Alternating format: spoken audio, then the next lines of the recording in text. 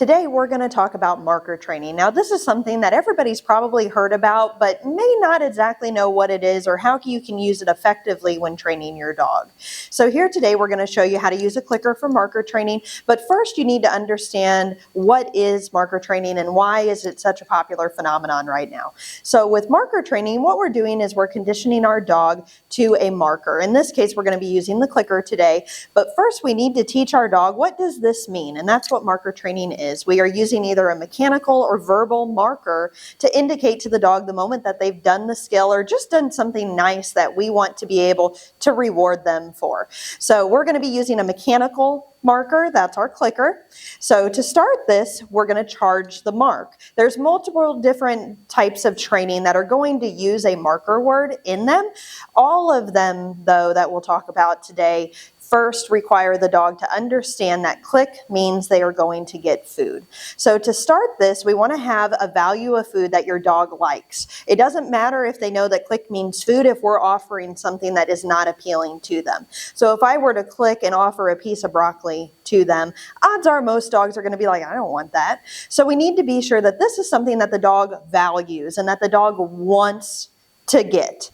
So that clicker becomes just as valuable as a piece of hot dog or a piece of cheese or a piece of bacon strip, whatever your dog really likes to work for. So I have some treats in my pocket that I know Ruger really likes. You can see he's sitting here, he's like, come on, where's my food? So I'm going to start to condition him to the clicker today. Since I know I've got a value that he likes and he wants, I want this clicker to be just as exciting as a treat full of pockets that I've got here on me.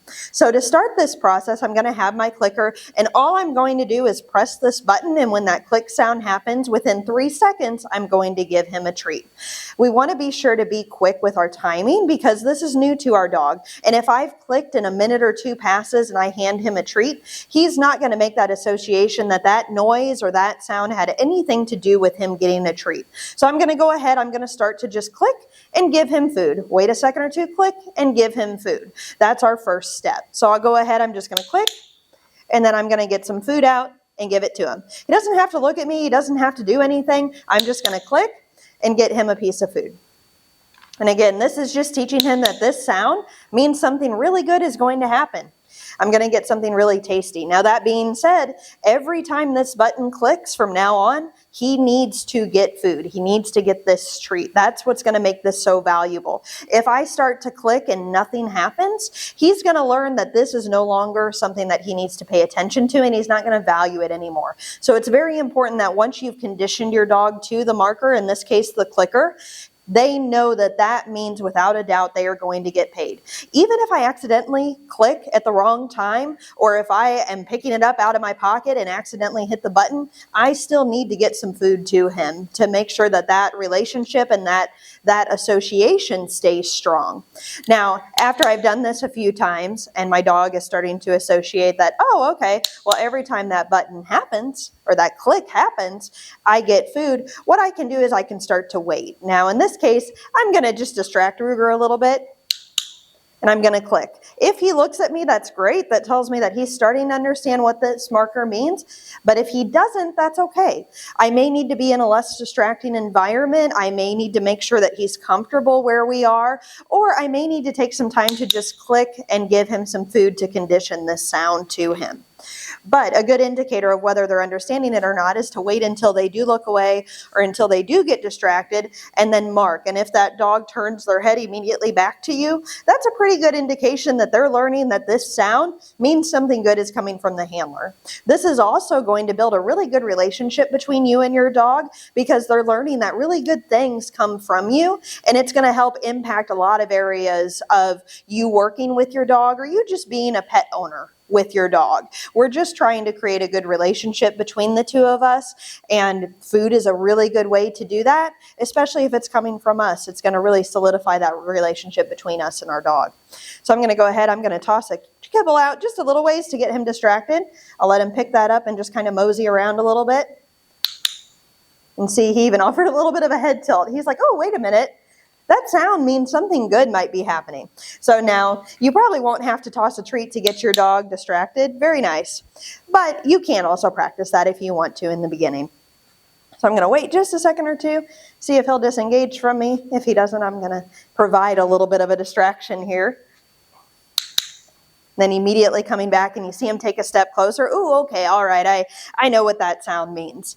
So once your dog is conditioned to the marker, meaning that pretty much every time you click, even if they're a little distracted, they're like, ooh, where's my food? They're turning towards you, maybe even coming to you because they know that this sound means something really good. Then you're ready to start training with this. And now there's a couple of different ways you can do this.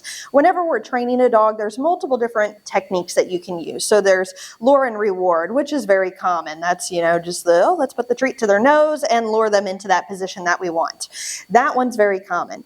There's also other techniques like shaping and like capturing. So capturing is a very easy technique that we can use, especially for a novice trainer or a novice pet owner that just wants to start to build good habits and a good relationship with their dog.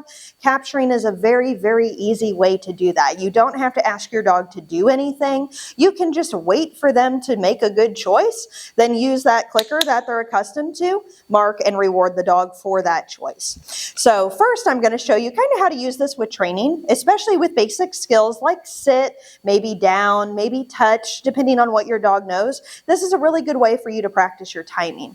Is whenever we start to use this for skills, our timing is very important, but it can be a little hard to learn. So one of the easiest ones to start with is sit. Most dogs already know what sit means, so we can just practice clicking this button at the right time.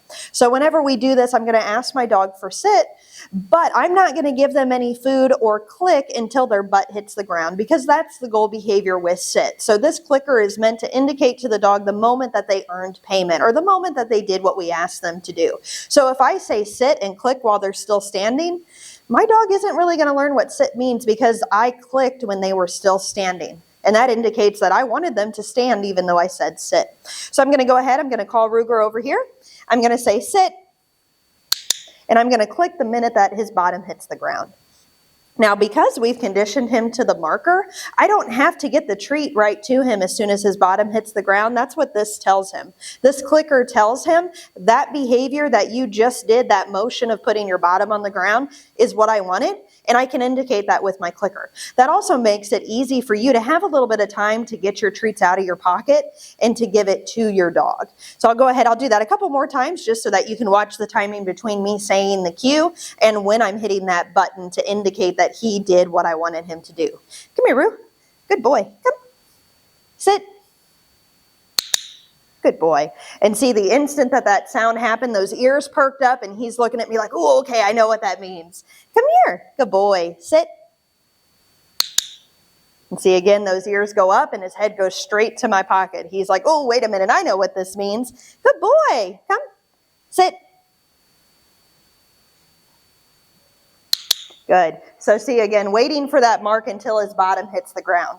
Even if it takes just a little bit longer, that's okay. That click comes in as soon as he does that desired skill. Now, capturing is mainly what we're going to talk about, though. So if your dog does not know what sit means, or if you just want to use clicker to kind of capture good behavior and build a good relationship with your dog, Ruger, come. Come on, let's go. Good boy. Good job. He's a good boy.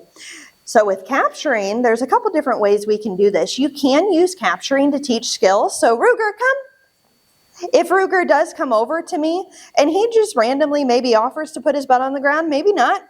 If he does offer that on his own, then I can go ahead and click for that good behavior choice and reward him. Sit. Good boy. So there I asked for a cue, so that's not really our capturing, but what I can do, especially on a walk, or if you're lounging around your house, try to have this on you. And if you're sitting on the couch watching TV and you see your dog walk over to their dog bed, most of the time if a dog walks over to their bed, they're going to lay down. So if you know that's a pretty common pattern for your dog, as they start to do their little circle or they start to fluff their bed and they start to lower that back in, say down. And then as soon as they fully lay on their bed, click, and then give them a treat. That's called capturing. So we didn't cue them to do the skill. We said the cue naturally as the dog was offering that behavior, and that will start to teach the dog that that action of lowering their body to the ground is associated with the word down and gets them a nice reward. So this can take just a little bit longer to do because, again, we have to wait for it to happen naturally, but it is a really good way to build a relationship with your dog because it's not you asking them to do something for you. It's just capturing something that they're naturally doing and rewarding them for being calm, for offering a good behavior, making a good choice in a situation.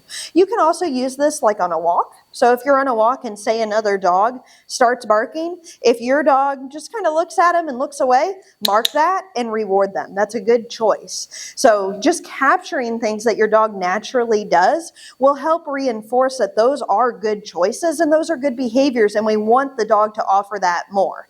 Now, that said too, if you're on a walk and a dog barks and your dog barks, just keep moving. Maybe once they stop barking or they re-engage and look at you, then mark and give your dog a reward. Doing this will also help prevent unwanted behaviors. So if we can start to notice when our dog makes good behavior choices or notices new things in the environment and responds in a neutral or inappropriate way, we can start to capture those so that next time they encounter that barking dog, that lawnmower, the garage door opening, maybe a kid on a skateboard, they're not going to be so concerned about it, and it's just going to solidify that that's nothing to worry about, and if anything, it's something that now predicts treats. So we prevent a dog chasing cars or chasing skateboards or barking at children or lunging towards people to say hello, because last time that they chose not to offer that behavior, it was acknowledged and it got them something that they really liked and they want to do more often. So this is a really, really great way to build relationship with your dog. So especially starting out, remember, we're just looking to capture good behaviors. This is a really good way to introduce marker training to both you and your dog. It takes very little effort, so to speak, on our part. The most effort that it takes is for us to charge the mark so our dog knows what this click means, and for us to be observant and acknowledge and take note of things that our dog is already naturally doing that we like. That is a good thing that we want our dog to keep offering. So this is a very basic intro to how to use marker training and kind of talking a little bit about the different types of training. If you would like to learn more, feel free to check out the Academy of Pet Careers, but go out, start applying these tips and see how that relationship builds with your dog and how your dog starts to respond to new situations in their environment. Happy training!